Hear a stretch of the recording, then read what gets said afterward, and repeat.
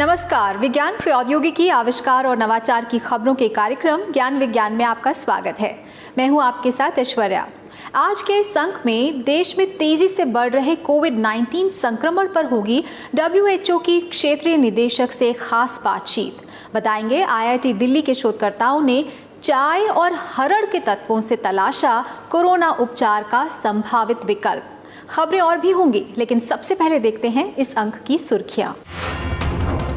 कोविड-19 के स्थानीय प्रसार पर ध्यान देने की जरूरत। WHO ने की भारत के निरंतर प्रयासों की सराहना। कहा, मार्गदर्शन के लिए स्थानीय महामारी विज्ञान पर विचार करना जरूरी।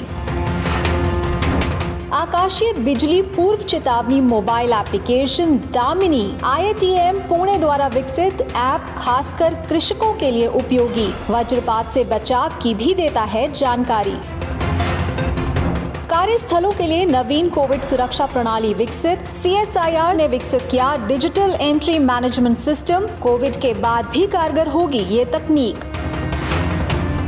और चाय और हरड़ के तत्व हो सकते हैं कोरोना उपचार का विकल्प। IIT दिल्ली का कोविड-19 के खिलाफ प्राकृतिक और सस्ती दवा विकसित करने वाला अध्ययन। देश में कोविड-19 के मरीजों का आंकड़ा 12 लाख से ज्यादा पहुंच गया है, लेकिन भारत जैसे बड़े राष्ट्र और वैश्विक स्तर पर संक्रमण को देखते हुए इस संख्या को खतरनाक स्तर नहीं कहा जा सकता। साथ ही विश्व स्वास्थ्य संगठन भी देश में कोरोना के खिलाफ किए जा रहे समाधानों की सराहना करता आ रहा है। भारत की मौजूदा स्थिति पर हमने बात की WHO की दक्षिण पूर्व एशिया की क्षेत्रीय निदेशक से। आइए देखते हैं उनका क्या कहना है।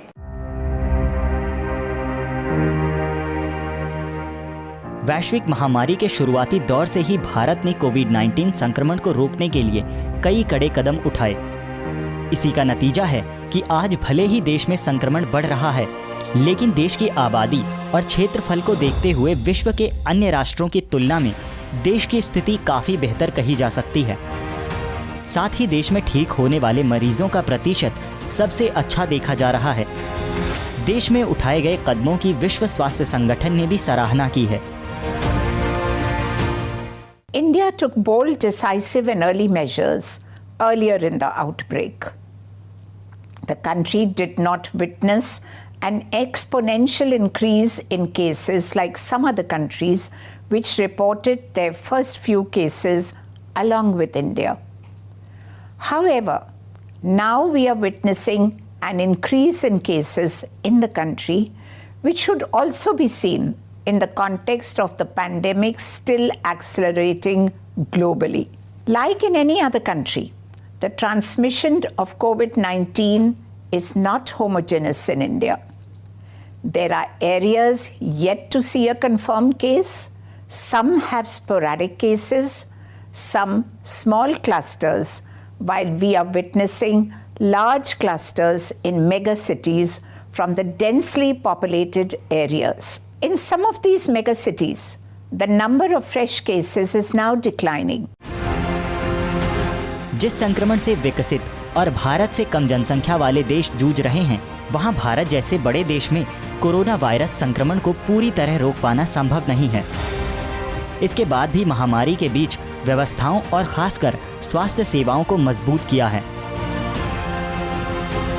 In the last 6 months, India has been continually strengthening preparedness and response measures, which includes ramping up testing capacities, readying more hospitals, training health workers, arranging and stocking up medicines and essentials. However, we are aware of the varying capacities at the subnational levels. Also, it's not unusual in a country as big as India and its population size that the measures taken may often not be uniformly sufficient across all areas. Scaling up capacities and response remains a constant need and challenge in India. लेकिन जिस तरह संक्रमण बढ़ रहा है, उसके लिए संक्रमण क्षेत्रों की पहचान, testing, tracing, treatment, social distancing और साफ सफाई को लेकर जागरूकता बढ़ाने जैसे उपायों को सख्ती के साथ जारी रखना जरूरी है। All countries, including India, must continue to implement core public health and social distancing measures. Moving forward, local epidemiology should guide our response for finding hotspots and testing, detecting, isolating, and providing care to the affected. The last 6 months have also been a learning process for us. By now, we know what works better and where. We must invest in what works. We will need to continue to remain vigilant and take precautions and continue to empower communities to take appropriate measures. किसी भी महामारी का बोझ देश की स्वास्थ्य सेवाओं से लेकर आर्थिक और सामाजिक स्तर पर पड़ता है और कोरोना जैसे नए संक्रमण ने इस समस्या को और ज़्यादा गंभीर कर दिया है, जिसके असर से देश को बचाने की लगातार कोशिशें की जा रही हैं। हालांकि ये प्रभाव लंबे समय तक रह सकता है। ऐसे में एक नागरिक होने के नाते हमारी भी जिम्मेदारी है कि हम दिशा निर्देशों का सही तरीके से पालन करें और समाज, सरकार और देश को उबरने में सहयोग करें।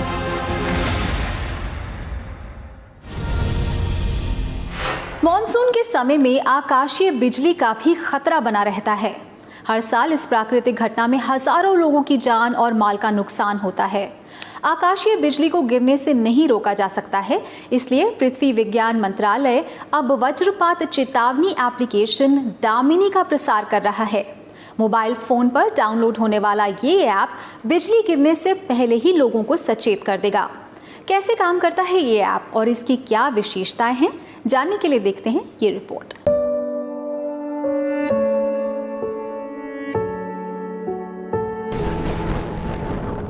वज्रपात यानी आकाशीय बिजली एक ऐसी प्राकृतिक घटना जो मानसून के समय खासकर कृषकों के लिए जोखिम पैदा कर देती है, जो कि इस दौरान खेतों में काम करते हैं। हर साल हजारों की संख्या में लोग वज्रपात का शिकार हो जाते हैं।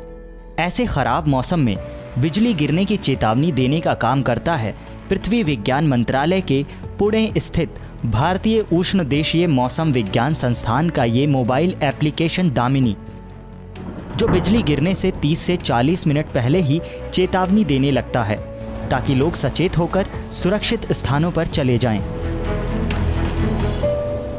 We have serious tasks, challenges in monitoring, detecting, and also predicting the thunderstorms.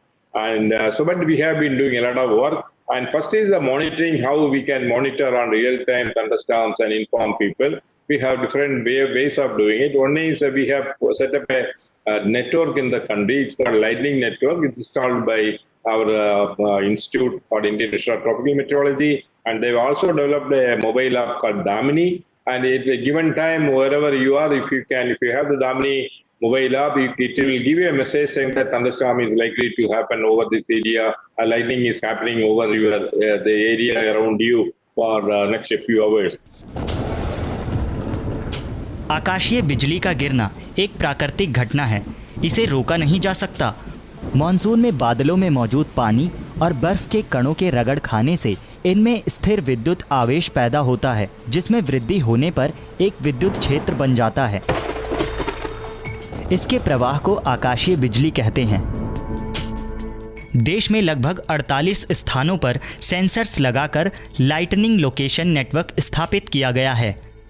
Damini app पर इसी नेटवर्क के द्वारा सूचनाएं भेजी जाती हैं। इस ऐप को प्ले स्टोर से डाउनलोड किया जा सकता है। उपभोक्ता को अपना नाम और लोकेशन डालकर एक बार रजिस्ट्रेशन कराना होता है। इसके बाद उस लोकेशन से 20 किलोमीटर व्यास में आकाशीय बिजली का सटीक पूर्वानुमान ऑडियो और SMS माध्यम से उपलब्ध होता रहता है।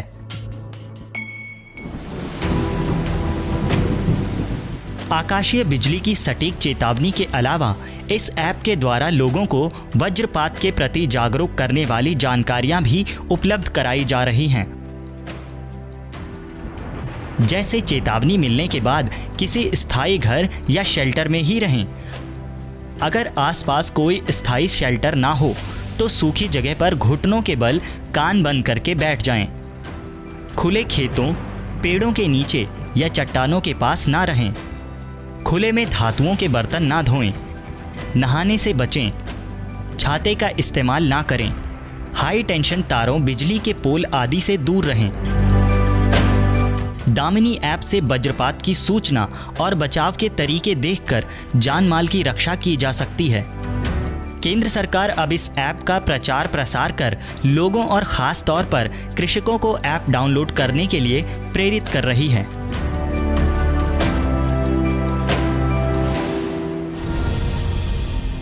और ज्ञान विज्ञान में फिलहाल वक्त हो गया एक छोटे से ब्रेक का। अभी लौटते हैं, कहीं मत जाइएगा।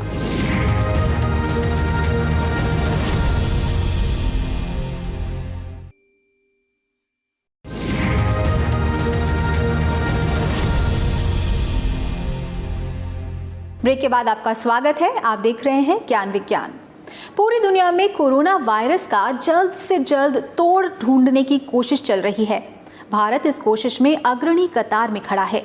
लेकिन इस बीच कोरोना संक्रमण से लड़ने में चाय और हरड़ हमारे काम आ सकती है, ये दावा किया है भारतीय प्रौद्योगिकी संस्थान दिल्ली के शोधकर्ताओं ने, जिन्होंने हाल ही में कोविड-19 के खिलाफ औषधीय पौधों पर एक शोध किया और पाया कि चाय और हरड़ के तत्व कोविड-19 के उपचार का संभावित विकल्प हो सकते हैं।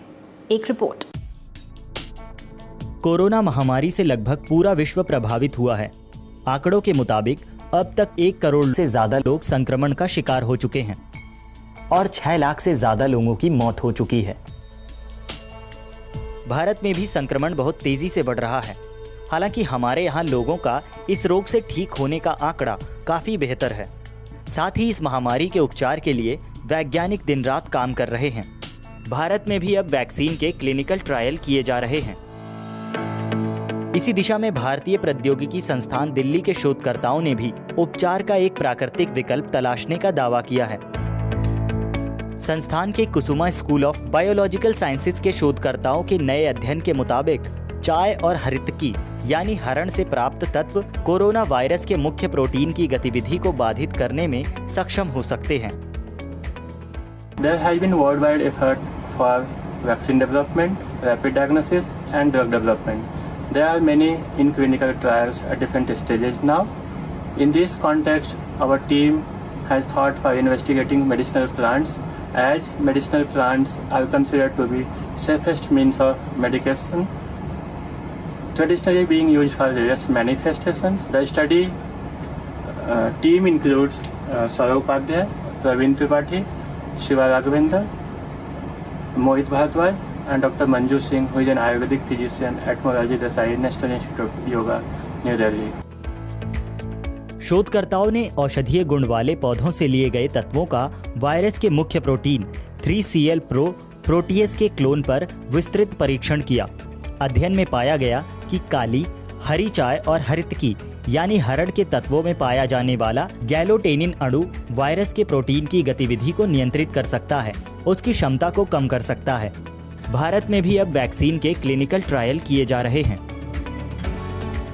Our lab has cloned 3CL, which is main protease of the virus responsible for virus replication, and established in vitro viral activity. We have screened 51 medicinal plants by in vitro protease activity and found that green tea or black tea as well as haritaki, they are the potential inhibitors of this protease. Further, for detailed molecular level understanding, the team has investigated active components of tea as well as haritaki and found that galotanin is majorly involved in inhibiting the main protease activity of the virus. This suggests that galotanin may be a potential therapeutic candidate against SARS-CoV-2 virus. प्रयोगशाला स्तर पर किया गया ये अध्ययन काफी हद तक कामयाब कहा जा सकता है और एक नई उम्मीद जगाता है। ये अध्ययन फाइटोथेरेपी रिसर्च पत्रिका में प्रकाशित किया गया है। हालांकि अभी इस नए विकल्प का क्लिनिकल ट्रायल नहीं किया गया है, इसलिए बिना किसी विशेषज्ञ और डॉक्टर की सलाह के इसे दवा के रूप में ना लें। अगर ये संभावित विकल्प चिकित्सीय परीक्षण में सफल हो जाते हैं तो ये कोरोना की सबसे सुलभ और सस्ती दवा मानी जाएगी।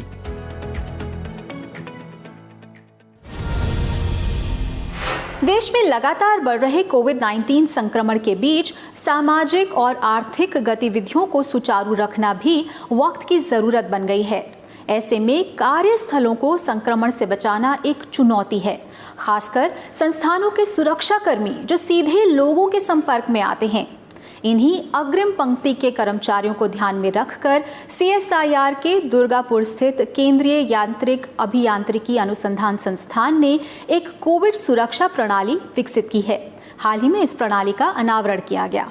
एक रिपोर्ट।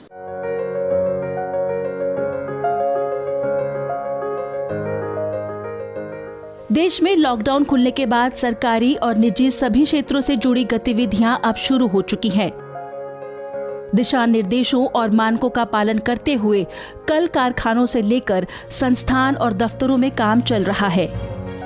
कार्यस्थलों पर सबसे ज्यादा जोखिम सुरक्षा कर्मियों के लिए है, जो आने जाने वालों की जांच करने की जिम्मेदारी के चलते सीधे लोगों के संपर्क में आते हैं।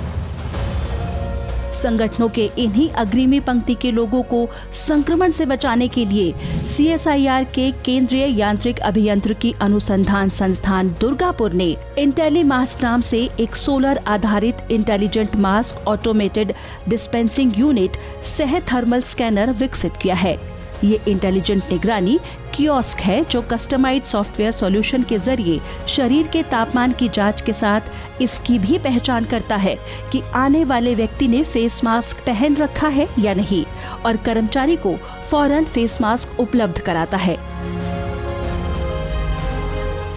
इसमें एक ये भी डाल दिया है कि ये इसमें मास्क को डिस्पेंस अच्छी तरह किया जाए, टेम्परेचर मेजर किया जाए और साथ में फेस रिकॉग्निशन भी किया जाए। तो फ्यूचर में हम इसको बायोमेट्रिक बेस भी बना सकते हैं और ये पोस्ट कोविड में भी बड़े वे में यूज़ हो सके। काफ़ी टाइम लाइट नहीं होता तो मशीन चलता नहीं है, तो इसलिए हमने सोलर पैनल्स और सोलर सिस्टम पूरा लगाया है ताकि इवन बैटरी लाइट अगर 1-2 घंटा नहीं है तो ये पूरी फंक्शनल रहे, इसमें स्टॉप नहीं रहे।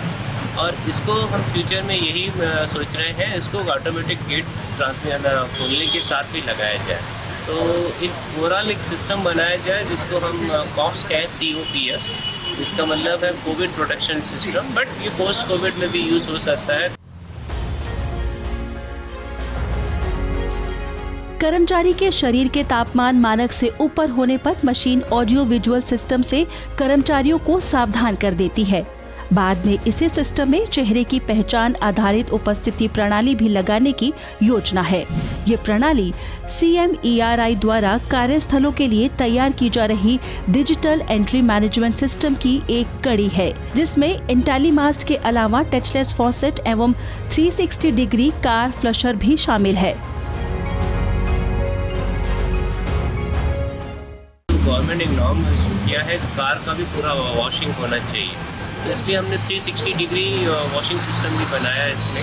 ये अगर इसको सारी जगह से वाटर स्प्रे हो, जिसको सोडियम हाइपोक्लोराइड है या जो भी डिसइंफेक्टेंट यूज़ हो और वो कवर्ड हो, दैट मीन्स कार पे एक्सपोज नहीं हो रहा, आदमी को एक्सपोज नहीं हो रहा, ह्यूमन बीइंग एक्सपोज नहीं हो रहा है, तो वो ये वाला सिस्टम बनाया है। इस हिसाब से पूरा एक कम्प्रहेंसिव सिस्टम हो रहा है हमारा। एक टचलेस फॉसेट भी बनाया है और सिमिलरली कार वॉशिंग सिस्टम भी बनाया है। फ्यूचर में जब आप CMERI में आएंगे तो पूरा डिजिटाइज देखेंगे। गार्ड शायद आपको इमीडिएटली नहीं मिलेंगे, वो अपने सिक्योरिटी कैबिन में होंगे, ही विल बी प्रोटेक्टेड।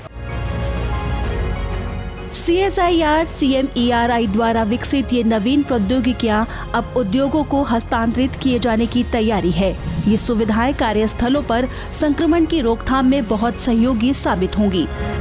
साथ ही न सिर्फ कोविड-19 बल्कि इस महामारी के अलावा भी अन्य संक्रमणों को रोकने और कार्यस्थलों के लिए इस्तेमाल की जाने वाली प्रौद्योगिकी के विकास में भारत को और आत्मनिर्भर भी बनाएंगी। वक्त एक और छोटे से ब्रेक का, लेकिन आपका ही मजा आएगा, हम अभी लौटते हैं।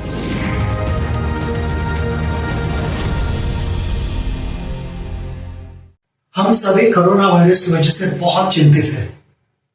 कोरोना वायरस को फैलने से रोकने के लिए एक छोटी चीज हम कर सकते हैं, हमारे हाथ धोने बहुत जरूरी है। सिर्फ पानी से ही हाथ धोने हैं, साबुन जरूर इस्तेमाल करना है। और जब आप हाथ मल रहे हो साबुन से, यह आपकी सुरक्षा के लिए है। 20 सेकंड जरूर मलिएगा।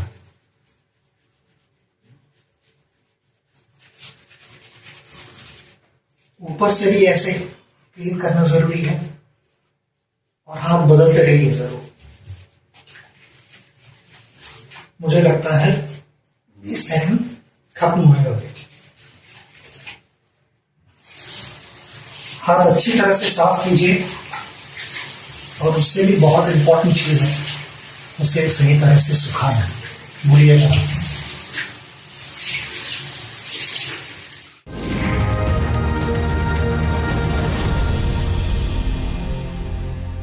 ब्रेक के बाद आपका स्वागत है। आप देख रहे हैं ज्ञान विज्ञान और आखिर में देखते हैं विज्ञान और प्रौद्योगिकी के क्षेत्र में देश और दुनिया की कुछ और ताज़ा गतिविधियां हमारे खास सेगमेंट साइंस एक्सप्रेस में।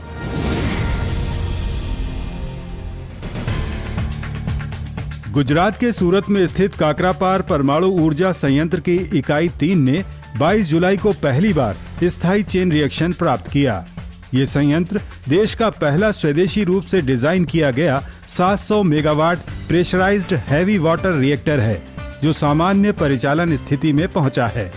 Nuclear power corporation of India limited के अनुसार रिएक्टर की कोर में ईंधन लोडिंग मार्च के मध्य में कर ली गई थी और लॉकडाउन के दौरान ही कोविड-19 दिशा निर्देशों का पालन करते हुए कई परीक्षण और प्रक्रियाएं पूरी कर ये ऐतिहासिक उपलब्धि हासिल की गई है, जिसका खुद प्रधानमंत्री नरेंद्र मोदी ने स्वागत किया है।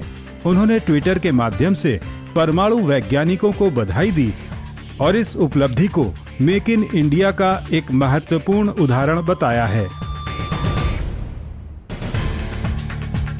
भारत के दूसरे चंद्रमा मिशन के लॉन्च के 1 साल पूरे होने पर 22 जुलाई को इसरो ने वैश्विक उपयोग के लिए चंद्रयान 2 के वैज्ञानिक आंकड़ों को अक्टूबर माह में सार्वजनिक करने की घोषणा की है। चंद्रयान 2 के विज्ञान प्रयोगों से मिले प्रमुख निष्कर्षों की रिपोर्ट मार्च माह में वार्षिक चंद्र ग्रह विज्ञान सम्मेलन में जारी करने की योजना थी, लेकिन कोविड-19 के कारण ये आयोजन रद्द हो गया। इसलिए भारतीय अंतरिक्ष एजेंसी ने अपनी नई योजना की घोषणा की है। इसरो के अनुसार चंद्रयान 2 पेलोड से व्यापक डेटा हासिल किया गया है और ध्रुवीय क्षेत्रों में पानी, बर्फ की उपस्थिति के लिए पैरामीटर निकाले जा रहे हैं। आपको बता दें, चंद्रयान 2 अंतरिक्षयान 20 अगस्त 2019 को चंद्रमा की कक्षा में पहुंचा था और इसके सभी पेलोड बहुत अच्छा प्रदर्शन कर रहे हैं। International advanced research centre for powder metallurgy and new materials Hyderabad और नोएडा स्थित वेहंत टेक्नोलॉजीज ने कृति स्कैन नाम से एक यूवी बैगेज कीटाणु शोधन प्रणाली विकसित की है, जो 99.9% तक बैक्टीरिया और वायरस को निष्क्रिय कर सकती है। ये प्रणाली उन सार्वजनिक स्थानों पर तैनाती के लिए बहुत उपयुक्त है जहां लोग हैंड बैगेज लेकर घूमते हैं। इस उन्नत बैगेज डिसइंफेक्टिंग सिस्टम में विशेष रूप से तैयार मोटराइज्ड कन्वेयर है, जो सभी प्रकार के सामानों को डिसइंफेक्शन टनल में ले जाती है, जो कि रोगाणुओं को निष्क्रिय करने के लिए शॉर्ट वेवलेंथ यूवी प्रकाश का उपयोग करता है। इसमें आसान संचालन के लिए अद्वितीय सुरक्षा विशेषताएं हैं। ये यूवीसी टेक्नोलॉजी पे काम करता है, जो कि 254 नैनोमीटर वेवलेंथ पे ड्राइव होता है। और चूँकि हम इस तरह के प्रोडक्ट पहले ही बना रहे थे, हम लोग ऑलरेडी एक्सरे बैगेज स्कैनर के मैन्युफैक्चरर्स हैं और ये प्रोडक्ट उसके साथ एज ए कॉम्प्लीमेंट्री फिट बैठता है।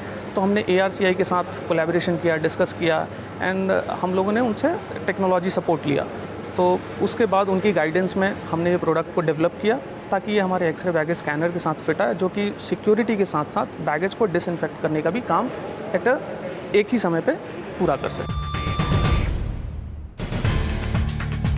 केंद्रीय स्वास्थ्य मंत्रालय ने वॉल्व रेस्पिरेटर वाले मास्क के इस्तेमाल को लेकर चेतावनी जारी की है, जिनके फाइबर में उभरे हुए प्लास्टिक डिस्क वॉल्व लगे होते हैं।